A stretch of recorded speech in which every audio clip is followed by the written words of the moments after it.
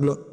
আব্দুর রহমান তাড়াতাড়ি মাটিতে শুয়ে মুখ মাটির সাথে মিশিয়ে রেখে মুজাহিদদের বলল, গ্যাসের বিষক্রিয়া থেকে বাঁচতে হলে তাড়াতাড়ি মাটিতে শুয়ে মুখ মাটির সাথে মিশিয়ে রাখো, অন্যথায় আমাদের সবাইকে গ্যাসের বিষক্রিয়ায় আক্রান্ত হয়ে মৃত্যুবরণ করতে হবে।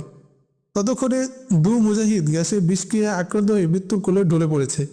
যে বৃদ্ধ মুজাহিদ আলী সান্নিধ্য পেয়েছিল জীবনে স্বস্তির সন্ধান, সেও বিষাক্ত গ্যাসে আক্রান্ত হয়ে শহীদ হলেন।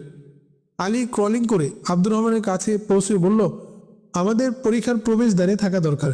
লক্ষ্য রাখতে হবে শত্রু বাহিনী কোনো শত্রু সেনা অবতরণ করায় কিনা।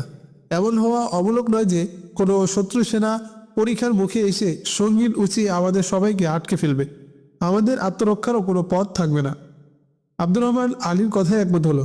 আলী, আব্দুর রহমান ও আরও 4 জন মুজাহিদ হামাগুড়ি দিয়ে পরীক্ষার প্রবেশদ্বারে পৌঁছল। আলীর